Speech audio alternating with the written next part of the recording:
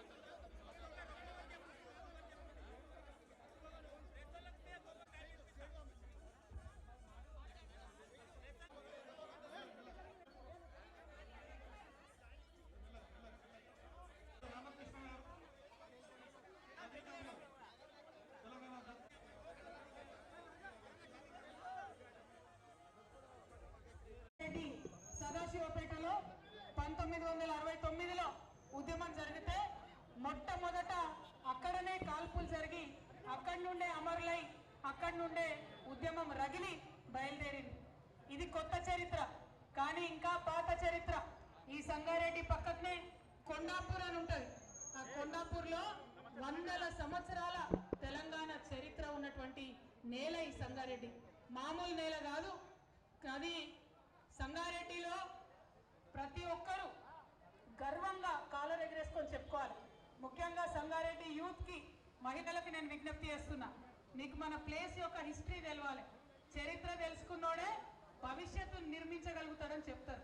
చరిత్ర ఏంటంటే, అప్పుడు ఆంధ్ర ఉద్యమం జరుగుతున్నప్పుడు, మనం ప్రత్యేక తెలంగాణ ఉద్యమం జరుగుతున్నప్పుడు అందరూ మనని అన్నారు, ఈ తెలంగాణ ఏడికేలు వచ్చింది, అసలు తెలంగాణ పేరెక్కడుంది అని అడిగితే, ఆనాడు తెలంగాణ జాగృతి చరిత్రకారులందరినీ పట్టుకొని వెతికి ఇదే మన సంగారెడ్డిలో తెల్లాపూర్ ప్రాంతంలో మొట్టమొదటిసారి చరిత్రలో తెలంగాణ పదంతోనున్న శిలా శాసనాన్ని పట్టుకొని ఒక గుడి ఎట్లా కడతారో అట్లా ఆ శాసనానికి ఒక మండపం కట్టి ఇదిరా మా తెలంగాణ చరిత్ర అని సగర్వంగా అందరికీ కూడా చెప్పుకున్నాం. అందుకే అంటున్నా, సంగారెడ్డి అంటే ఆషామాషి కాదు. సంగారెడ్డి అంటే చాలా చరిత్ర ఉన్నటువంటి ప్రదేశం. మరి అటువంటి సంగారెడ్డిలో పుట్టినందుకు మీరు ఇవాళ మీతో పాటు ఇక్కడ తెలంగాణ రక్షణ సేన జెండా ఎగరేస్తున్నందుకు నేను సంగారెడ్డి నేల తల్లికి శిరస్సు వంచి నమస్కారాలు తెలియజేస్తున్నా, ప్రణమిల్లుతున్నా. మరి ఇటువంటి సంగారెడ్డిలో పుట్టినటువంటి మనం ఎట్లా ఉండాలి? టైగర్ లెక్క ఉండాలి. మన హక్కుల కోసం, మన ప్రజల కోసం, మన ఉద్యోగాల కోసం, మన వనరుల కోసం, మనకు రావాల్సిన ప్రతి ఒక్క అంశం కోసం పిడికిలి బిగించి కొట్లాడడానికి సిద్ధంగా ఉండాలి. మరి ఇవాళ అట్లా కొత్తగా మీతో పాటు కలిసి కొట్లాడతామని తెలంగాణ రక్షణ సేనను ముందుండి నడిపించడానికి మాజీ జిల్లా పరిషత్ చైర్మన్ గారు బాలయ్య గారు ఇవాళ ఇక్కడికి వచ్చినారు. వారు సంగారెడ్డి జిల్లా ఇన్ఛార్జిగా ఉన్నారు. వారి నాయకత్వంలో ఈ కార్యక్రమం ఏర్పాటు చేసుకున్నాం. మరి సంగారెడ్డి పట్టణంలో తమ్ముడు దయాకర్ రెడ్డి గారు, సంఘమిత్ర గారు ముందుండి ఇగో ఈ జెండా పట్టుకుంటాం, తెలంగాణను సమూలంగా మార్పు తెచ్చుకుంటామని చెప్పి. ఇవాళ తెలంగాణలో రకరకాల పార్టీలు ఉన్నాయి. బీజేపీ ఉంది, కాంగ్రెస్ ఉంది, భారత రాష్ట్ర సమితి ఉన్నది, మరి ఇంకో కొత్త పార్టీ ఏం అవసరమని మీరు వెళ్ళినప్పుడు ప్రజలు మిమ్మల్ని అడుగుతారు. అడిగినప్పుడు మీరు ఒకటే చెప్పండి, ఎన్ని పార్టీలు ఉన్నా కూడా ఇవాళ ఎవరినన్నా పిల్లల్ని చదివించుకుందామంటే, ప్రైవేట్ స్కూల్కి పోదామంటే ఫీజులు కట్టలేని పరిస్థితిలో పేద మధ్యతరగతి వాళ్ళు ఉన్నారు.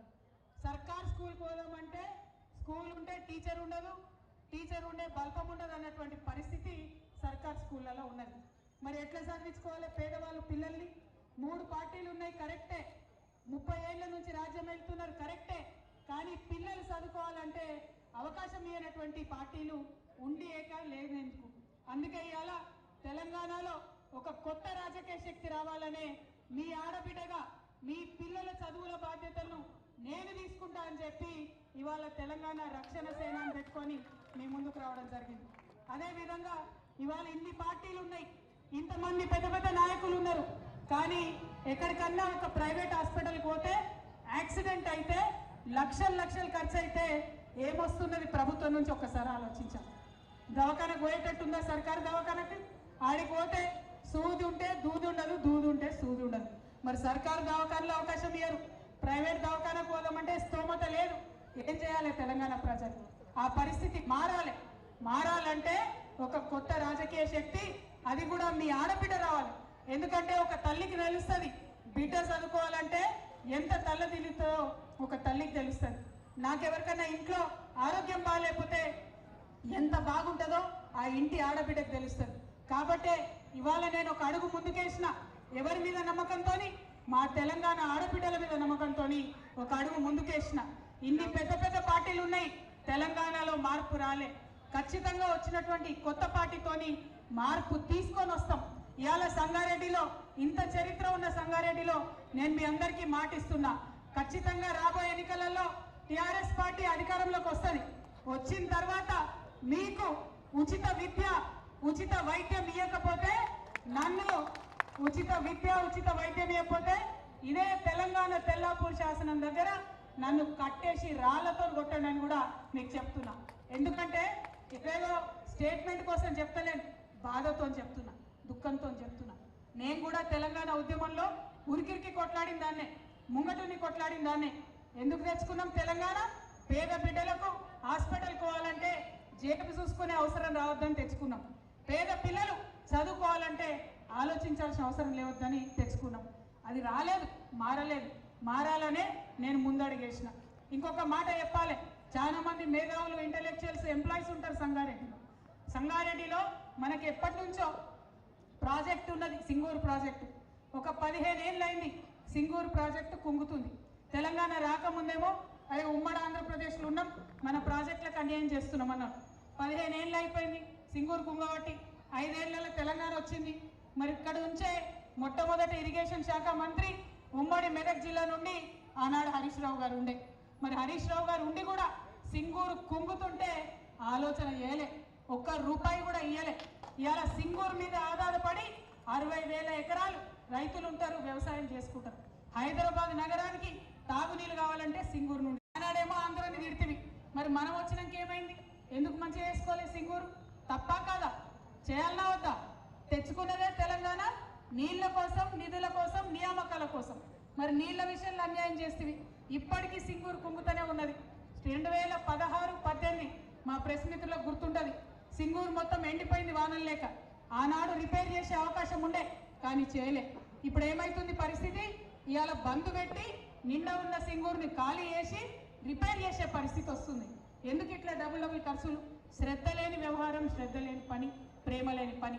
అది మారాలంటే ఈ రాష్ట్రంలో మన ప్రాంతాన్ని ప్రేమించే కొత్త ప్రాంతీయ శక్తి రావాలి. కాబట్టే ఇవాళ తెలంగాణ రక్షణ సేన మీ ముందుకు వచ్చిందని చెప్పి సంగారెడ్డి జిల్లా ప్రజలందరికీ కూడా సవినయంగా నేను మనం చేస్తాను. ఇంకొక మాట, మీ సంగారెడ్డిలో రాజకీయం భలే మంచుకుంటుంది.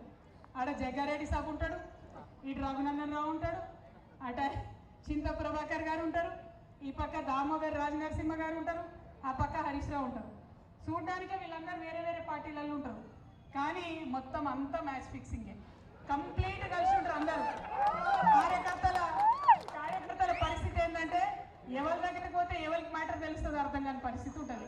కాబట్టి అటువంటి మ్యాచ్ ఫిక్సింగ్ రాజకీయాలు మానుకోవాలి. ఎందుకు మానుకోవాలంటున్నా అంటే జహీరాబాద్ డెవలప్ అవుతున్నది, కొంత ఎదుగుతున్నది. అక్కడ స్మార్ట్ సిటీ ప్రోగ్రామ్ తెచ్చుకున్నాం కష్టపడి. తర్వాత నిమ్స్ వచ్చింది, భూసేకరణ చేసిండు, అక్కడ పరిశ్రమలు వస్తున్నాయి. ఇప్పుడు అక్కడ బుల్లెట్ ట్రైన్ ఇస్తామని కేంద్ర ప్రభుత్వం డిపిఆర్లో మొదలు చెప్పింది. మొన్న కొత్తగా వచ్చిన డిపిఆర్లో బుల్లెట్ ట్రైన్ లేదు. మరి ఇంత రఘునందన్ రావు నోరేసుకొని అన్నిటికీ వస్తూ ఉంటాడు కదా, ఏమై రఘునందన్ రావు గారు, ఎంపీ గారు, ఏమైంది డిపిఆర్లో బుల్లెట్ ట్రైన్ జైరాబాద్ రాకపోతే నీ నోటికి తాళం ఎందుకు పడ్డది? మరి ప్రతిపక్షాలు ఏమైనాయి? ఎందుకు ఇవాళ బీజేపీ నిలదీస్తలేరు? మ్యాచ్ ఫిక్సింగ్ రాజకీయాలతోని మన ప్రాంతానికి నష్టం జరుగుతుంటే చూస్తూ ఊరుకుంటే వేరే ఎవరైనా ఊరుకుంటారేమో కానీ మేము మాత్రం ఊరుకోము. టీఆర్ఎస్ పార్టీ ఆధ్వర్యంలో ఖచ్చితంగా జహీరాబాద్లో బుల్లెట్ ట్రైన్ వచ్చేదాకా కూడా నిలదీస్తూనే ఉంటాం, కొట్లాడుతూనే ఉంటాం. అట్లానే పటాన్ చెరువుకు ఎంఎంటీఎస్ తెస్తామన్నారు ట్రైన్. ఎందుకంటే పటాన్ చెరువు వాళ్ళంతా పాపం హైదరాబాద్లో ఎక్కువ పని చేసుకుంటారు. ట్రైన్ వస్తే పేదవాళ్ళకి సౌకర్యంగా ఉంటుంది. వస్తుందంటే ఇల్లు తీసుకుంటారు, పేదవాళ్ళని ఇంట్లోకి వెళ్ళి బయట వేస్తారు, కాంపన్సేషన్ ఇవ్వలేదు, ఇంతవరకు కూడా ట్రైన్ రాలేదు. మరి దానికి జవాబుదారు ఎవరు? అడిగేటోళ్ళు ఎవరు? పటాన్ చెరువు ఎమ్మెల్యే ఉంటే ఏ పార్టీలు ఉన్నాడో ఎవరికి తెలియదు. సంగారెడ్డిలో ఒక పార్టీ ఎమ్మెల్యే గెలుస్తాడు, ఇంకో పార్టీ వాళ్ళు ఇనాగ్రేషన్లు చేస్తారు. ఇక్కడ ఏం అర్థం కాదు. ఆందోళన మనకు మంత్రి పదవి వచ్చింది, రాక మంత్రి పదవి వచ్చింది ఆందోళనలో, కానీ ఆనందపడదామంటే వాళ్ళ బావమరిది గారు సింగూరు కింద ఉన్న ఎఫ్టీఎల్ లోపల ఉన్న 200 ఎకరాల ల్యాండ్ మంత్రి గారి యొక్క బావమరిది గారు కబ్జా పెడుతున్నారు. ఎవరు అడగరు? హరీష్ రావు గారు అడగరు, జగ్గారెడ్డి గారు అడగరు, ఏ పార్టీలో అడగరు. అందరు కలిసి ఏంటంటే ప్రజలకు ఇవ్వాల్సిన ఇయ్యరు, వాళ్ళు మాత్రం రాజకీయంగా ఎదుగుతారు, ఆర్థికంగా ఎదుగుతారు. ఈ రాజకీయం సంగారెడ్డిలో మారాల్సిందే. ఖచ్చితంగా సంగారెడ్డిలో ఒక కొత్త ఒరవడి సృష్టిస్తాం, మంచి రాజకీయానికి మార్గం వేస్తాం. టీఆర్ఎస్ పార్టీ నుండి ఒక మాట ఇచ్చినాం, పాంచజన్యం 5 పథకాలతోని ప్రజల దగ్గరకు వస్తాం. మొదటిది ఉచిత విద్య. ప్రైవేట్ అయినా సరే మీ పిల్ల ఎంత చదువుకున్నా సరే మీ జేబులకెళ్ళి ₹1 ఖర్చు పెట్టకుండా చూసుకునే బాధ్యత నాది అని మాట ఇస్తా ఉన్నా. రెండవది ఉచిత వైద్యం. ఎన్ని లక్షలు ఖర్చు అయినా, ఎంత పెద్ద రోగం వచ్చినా మన తెలంగాణలో ఏ ప్రైవేట్ హాస్పిటల్కి మీరు పోయినా రాజాల లెక్క తీసుకుపోవాలి, వైద్యం చేయాలి, ఇంటికి పంపించాలి. మాట ఇస్తా ఉన్నాం, ఉచిత వైద్యం ఖచ్చితంగా ఇస్తాం. ఇక మూడవది వ్యవసాయం. ఇలా రైతన్నలు కల్లాల దగ్గర రైతులు కష్టాలు పడుతుంటే, గుండె ఆగిపోతుంటే అడిగేటటువంటి గుండె ధైర్యం ఏ ఒక్క నాయకుడు కూడా లేదు. చాలా ఇబ్బందులు పడుతున్నారు రైతులు. వారి ఇబ్బందులను తీర్చే విధంగా ముందుండి టీఆర్ఎస్ పార్టీ నాయకులం కొట్లాడతాం.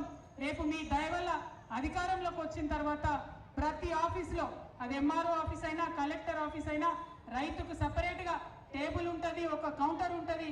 అక్కడ పోయి సార్ మా వడ్లు కొంటలేరంటే జవాబుదారీగా ఉండేటటువంటి ప్రభుత్వం నడుస్తుందని కూడా మీకు తెలియజేస్తా ఉన్నా. ఇక 4వ అంశం, మా యువ మిత్రులకు, ఆడపిల్లలు మగపిల్లలు అందరూ చదువుకుంటున్నారు. ఇవాళ ఉద్యోగాలు చేసుకోలేని పరిస్థితి, వ్యాపారాలు పెట్టుకోలేని పరిస్థితి. మేము అధికారంలోకి రాగానే 4 లక్షల ఉద్యోగాలు ఒకటే నోటిఫికేషన్ మొదటి సంవత్సరమే ఇస్తామని హ్యాపీగా తెలియజేస్తున్నా. అదేవిధంగా వ్యాపారాలు చేసుకోవాలనే పిల్లలకి 2 లక్షల నుంచి 20 కోట్ల వరకు కూడా బ్యాంకులతో సంబంధం లేకుండా డైరెక్ట్గా రుణం ప్రభుత్వం ఇస్తుంది. మీరు పెట్టుకునే వ్యాపారాలకు వెన్నుదన్నుగా మేము నిలుస్తామని సందర్భంగా తెలియజేస్తున్నాం. 5వది ఆఖరిది అతి ముఖ్యమైనది, సామాజిక న్యాయ తెలంగాణ సాధించాలి. ఇవాళ తెలంగాణ వస్తే సబ్బండ వర్గాలకు అధికారం వస్తుంది అనుకున్నాం. ఎస్సీలకైనా, ఎస్టీలకైనా, బీసీలకైనా అవకాశాలు వస్తాయి అనుకున్నాం. కానీ ఆ పరిస్థితి కనబడతలేదు. కాబట్టి ఖచ్చితంగా ఇవాళ మా రాజకీయ పార్టీల్లో పదవులు చూసుకుంటే ఎస్సీ, ఎస్టీ, బీసీలకే పెద్దపీట మేము వేస్తాం. రేపటి నాడు మా ప్రభుత్వంలో కూడా అన్ని వర్గాలను కలిపి గౌరవ మర్యాదలు ఉండేలాగా, పదవుల్లో ప్రాధాన్యత దక్కేలాగా ప్రయత్నం చేస్తామని చెప్పి మీ అందరికి కూడా నేను మాట ఇస్తా ఉన్నాను. మళ్ళీ ఒకటే మాట చెప్తున్నా, సంగారెడ్డిలో ఉన్న మ్యాచ్ ఫిక్సింగ్ రాజకీయం పోవాలి, మన పటాన్ చెరువులో ఉన్న పొల్యూషన్ పోవాలి, జహీరాబాద్లో ఉద్యోగాలు రావాలి, కానీ పొల్యూషన్ రాకూడదు, మంచి అవకాశాలు వచ్చే విధంగా ప్రయత్నం చేయాలి. మరి మా ఇక్కడ ఉన్న ఇవాళ కండువా వేసుకున్న టీఆర్ఎస్ నాయకులం అందరం కూడా మొదటి జెండాతోని మొదలుపెట్టినాం, మొదటి అడిగేసినాం. చాలా పెద్ద ఎత్తున మరి ఆ చౌరస్తా, సంగారెడ్డి చౌరస్తా నుండి ఇక్కడి వరకు ఊరేగింపుగా నన్ను తీసుకొని వచ్చిన యువ మిత్రులకు, బతుకమ్మలు ఎత్తుకొని వచ్చిన మా ఆడబిడ్డలకు, మా బంజారా అక్క చెల్లెలు ఎండలో కూడా వెన్నెల ఉన్నట్టు నాట్యం చేసుకుంటూ తీసుకొని వచ్చిర్రు. వారికి అందరికీ కూడా హృదయపూర్వకంగా ధన్యవాదాలు తెలియజేస్తూ ఇది ఒక్క అడుగుతోని ప్రారంభమైంది. సంగారెడ్డి అంతటా విస్తరిస్తాం, జిల్లా జిల్లాలో జెండా ఎగిరేస్తాం, వచ్చే ఎన్నికల్లో అధికారాన్ని సాధిస్తాం, ప్రజల సేవలో నిమగ్నమవుతామని తెలియజేస్తూ మీ అందరి దగ్గర సెలవు తీసుకుంటున్నా. Thank you. జై తెలంగాణ.